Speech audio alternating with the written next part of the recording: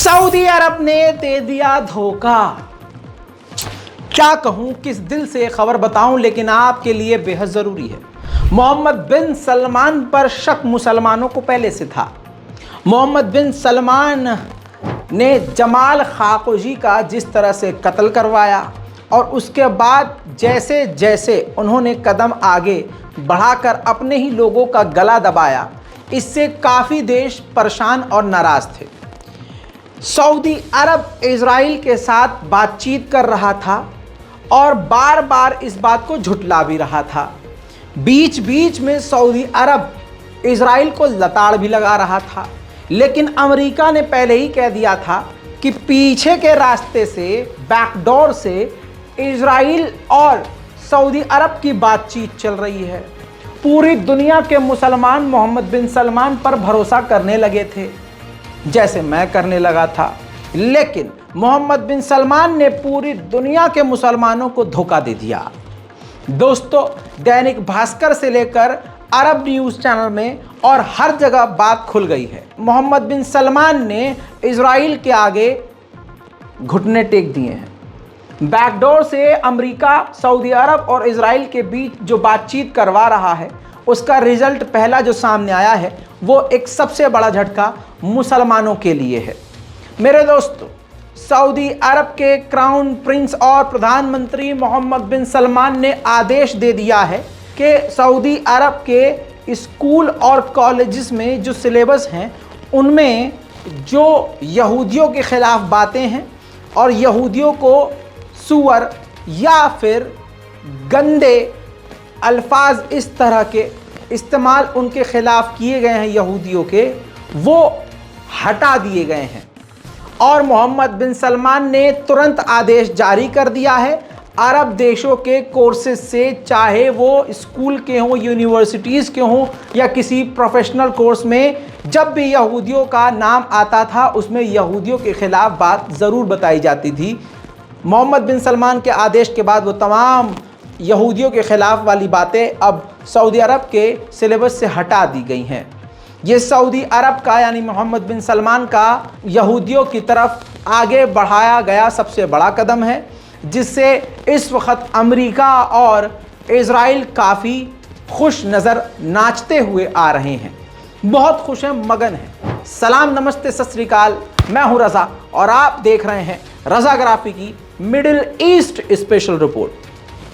दोस्तों, किसी ने नहीं सोचा था कि सऊदी अरब यानी मोहम्मद बिन सलमान ऐसा कर सकते हैं। हालात बिल्कुल अब पलट रहे हैं। सऊदी अरब पर से अब मुसलमानों का भरोसा हट रहा है। मोहम्मद बिन सलमान मजबूरी में इजराइल का विरोध करते हैं, सिर्फ मुंह से विरोध करते हैं। अब अंदर मोहम्मद बिन सलमान के दिल में क्या चल रहा है अब खुलकर सामने आ गया है। सवाल ये है कि आप भारत और पाकिस्तान के मुसलमान अभी भी क्या मोहम्मद बिन सलमान को अपने सर पर बिठाएंगे? जो मोहम्मद बिन सलमान सऊदी अरब का इतिहास बदल रहा है और यहूदियों को अपने दिल में बसाने चला है, जो कोर्सेज से, जो सिलेबस से यहूदियों के इतिहास को हटा रहा है कि उन्होंने क्या क्या किया, क्या ये मोहम्मद बिन सलमान कुरान पाक में यहूदियों के बारे में जो उनके राज और उनकी बातें लिखी हुई हैं, क्या वो भी हटा देंगे? हटा सकते हैं, क्योंकि सऊदी अरब पूरी दुनिया में अपने आप को सबसे बेहतर और आला मुसलमान समझता है। अरब का मुसलमान अपने आप को सच्चा मुसलमान और पूरी दुनिया के मुसलमानों को दूसरे दर्जे का मुसलमान मानता है। ये बात तमाम लोग जानते हैं। बस अब यहाँ से भारत और पाकिस्तान बल्कि पूरी दुनिया के मुसलमानों की आंखें खुल जानी चाहिए। लेकिन अभी भी दो चीज़ें हैं। अभी इजराइल ने ऑफिशियली इसका अनाउंस नहीं किया है, मतलब बैकडोर से ये काम कर दिया है और अंदर अंदर मोहम्मद बिन सलमान ने आदेश दे दिया है कि भाई सिलेबस से ये सब चीज़ें, इजराइल की विरोधी बातें हटा दो, लेकिन ऑफिशियली इस पर कोई टिप्पणी नहीं की है। दूसरी जो बात है वो ध्यान से सुनिए, अभी भी सऊदी अरब इजराइल को ऑक्यूपेशन बता रहा है कि इन्होंने ऑक्यूपाइड किया है फ़िलिस्तीन को, फ़िलिस्तीन बता रहा है, इजराइल को मैप में नहीं दिखा रहा है। ऐसी अभी कुछ बातें हैं, लेकिन अब मोहम्मद बिन सलमान यानी सऊदी अरब की सरकार पर ज़र्रा बराबर यकीन नहीं रहा है। अब दोस्तों, जिस कानून की वजह से यहूदी नेतन्याहू के खिलाफ पिछले कई महीनों से सड़क पर उतरकर प्रदर्शन कर रहे थे। जालिम नेतन्याहू, जिद्दी नेतन्याहू ने उस कानून को पारित कर दिया है, पास कर दिया है। अब सीधे लफ्जों में समझ लीजिए, नेतन्याहू इजराइल की कोर्ट से, हाई कोर्ट से, सुप्रीम कोर्ट से भी ऊपर हो गए हैं। नेतन्याहू का आदेश और नेतन्याहू की सरकार के फैसले अब वहां की कोर्ट भी नहीं बदल सकती है। जिसके खिलाफ जनता सड़कों पर थी, नेतन्याहू ने अपनी ही यहूदी जनता के मुंह पर थूकते हुए इस कानून को जबरदस्ती पास कर दिया है। इसके बाद जाहिर सी बात है, यहूदियों को भड़कना तय था। इसके बाद नेतन्याहू के खिलाफ हिंसक प्रदर्शन यहूदियों के देश इजराइल में होना शुरू हो गया, जिसके बाद नेतन्याहू की पुलिस ने यहूदियों को बुरी तरह से मार पीट कर गिरफ्तार किया, आंसू गैस छोड़े, वाटर कैनन का इस्तेमाल किया। ज़्यादा तो नहीं, लेकिन चंद तस्वीरें दिखाना ज़रूरी है।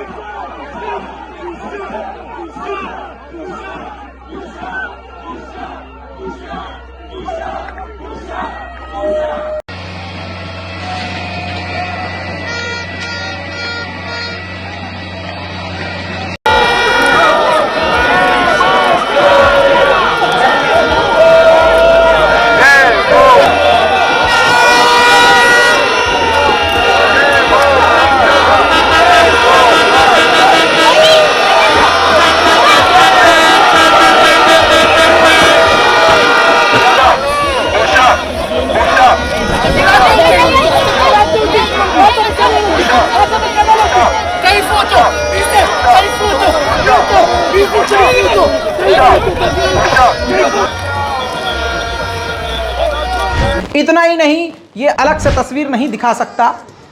यहूदियों के प्रदर्शनकारियों की भीड़ को एक कार ने कुचल दिया। ये कार चालक नेतन्याहू का समर्थक था। उधर मेरे दोस्तों, जो पूर्व डिफेंस मिनिस्टर हैं इजराइल के, उन्होंने बयान दिया और उन्होंने कहा कि इस वक्त इजराइल जो यानी हमारा देश है, सबसे खतरनाक मोड़ से गुजर रहा है। कभी भी कुछ भी हो सकता है। जो सैनिक रिजाइन देकर देश की सेवा से दूर हो गए हैं, उन्हें तुरंत प्रभाव से वापस आना चाहिए। देश में हालात बिगड़ सकते हैं और बिगड़ सकते हैं और देश के लिए खतरा पैदा हो सकता है। नेतन्याहू ने फैसला तो गलत लिया, लेकिन सरकार बिल्कुल ठीक है। लेकिन मेरे दोस्तों, अमेरिका ने नेतन्याहू के इस कानून के पास करने पर नाराजगी जताई है। अमेरिका ने कहा है कि यह काफी दुर्भाग्यपूर्ण है, काफी शॉकिंग है कि ऐसे कानून को नेतन्याहू ने पास कर दिया। उधर हसन नसरुल्लाह ने यानी हिजबुल्लाह ने कहा है कि आज हम इजराइल को मुंह के बल गिरते हुए देख रहे हैं।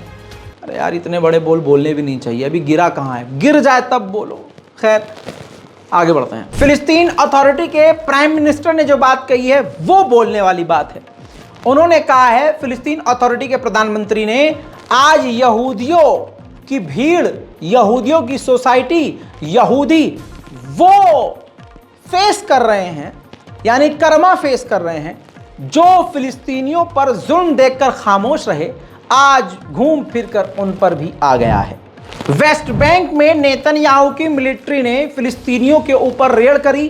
13 फिलिस्तीनी घायल हैं और कई सारों को फिलिस्तीनियों को गिरफ्तार किया गया है। अब इस तस्वीर को देखिए, जो सीसीटीवी फुटेज है। रेड करने के लिए वो धोखे से आए, मिलिट्री की गाड़ियों से नहीं। ये आम आदमियों की, आम यानी पब्लिक व्हीकल का इस्तेमाल करके आए। बड़ी सी वैन के अंदर, उसके अंदर से मिलिट्री निकली और अचानक से फिलिस्तीनियों पर, निहत्थे फिलिस्तीनियों पर धावा बोल दिया।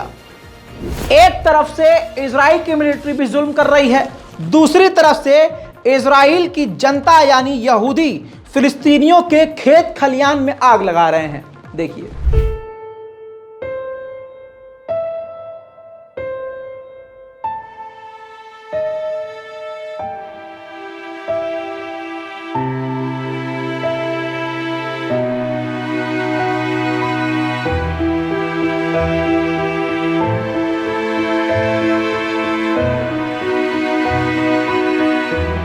इसके अलावा जब नेतन्याहू ने पूरी यहूदियों को छूट दी हुई है तो होगा क्या।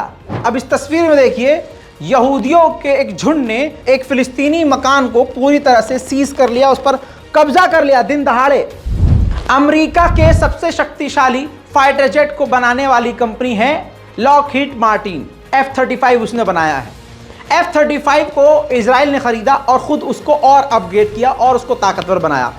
अब इजराइल की कंपनी ने, यानी इजराइल ने और अमेरिका ने मिलकर उस अपग्रेडेड यानी और ताकतवर जो F-35 विमान बनाया, उसको और भी ताकतवर दोनों देशों ने मिलकर किया और टेस्ट किया उसका।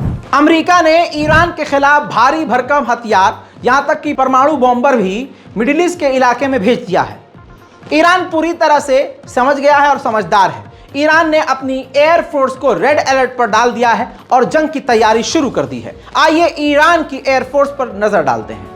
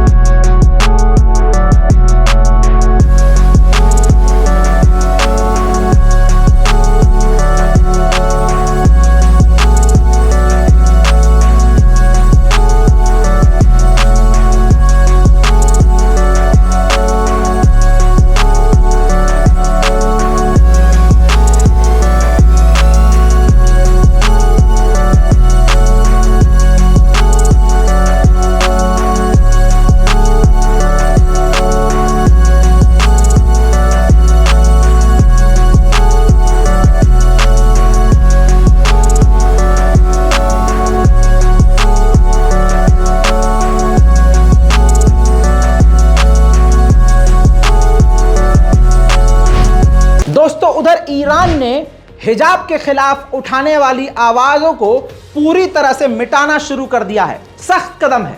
सोचिए, ईरान ने एक ई कॉम कंपनी को ही पूरी तरह से बैन कर दिया जिसमें हजारों ईरानी काम करते थे।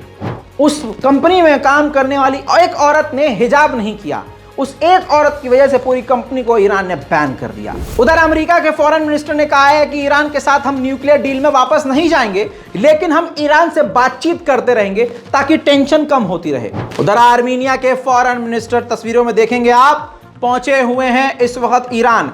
ईरान और आर्मीनिया के बीच इस वक्त काफी गहनता से बातचीत चल रही है। अब देखना यह है कि दोनों देशों के बीच में डील क्या होती है। इससे अज़रबैजान भड़क सकता है क्योंकि अज़रबैजान और ईरान के बीच अभी फिलहाल टकराव की स्थिति है।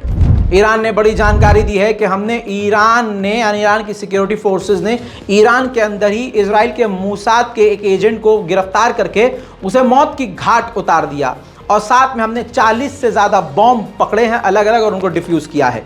इजराइल की ये बड़ी साजिश थी। उधर तुर्की ने अपने भौकालिया अंदाज में एक और भौकाल हथियार बना लिया है।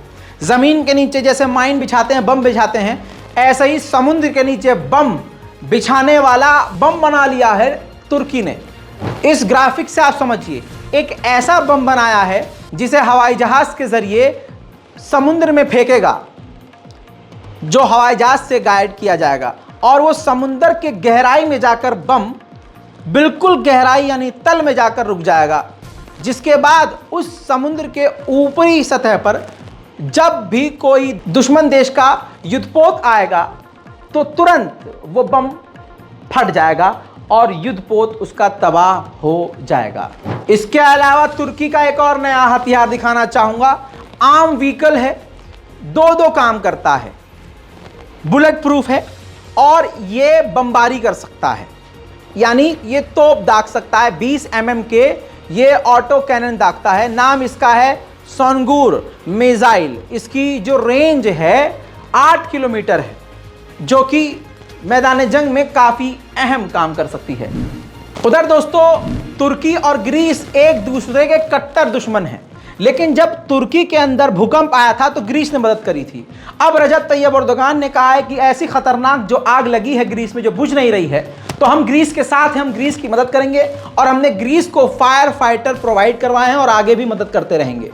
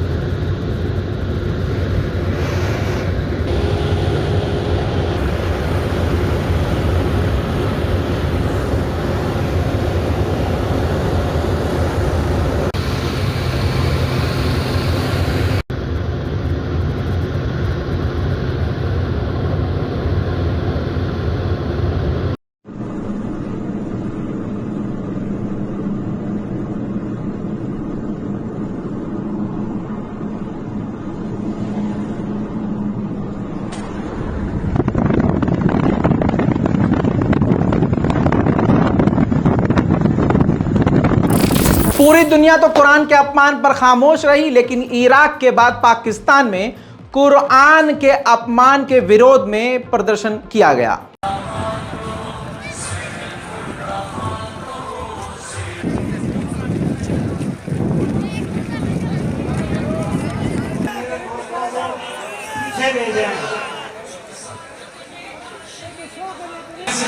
दिखाओ स्वीडन मुर्दाबाद कहो, स्वीडन मुर्दाबाद कहो। से प्रोग्राम का आगाज करें और प्रोग्राम को आगे भी चलाएं। जरा को यहाँ प्रेस क्लब पे नारे मस्ताना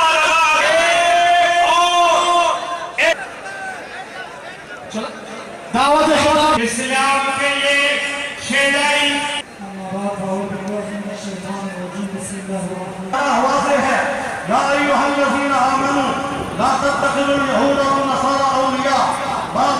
क्यों? इसलिए कि आपस में 70 लाख इंसानों का कत्लेआम किया था। पाकिस्तान के बाद खबर आई फिर यमन से। यमन में लगभग 5 लाख से ज्यादा लोग कुरान के अपमान के विरोध में स्वीडन के और डेनमार्क के विरोध में सड़कों पर उतर आए।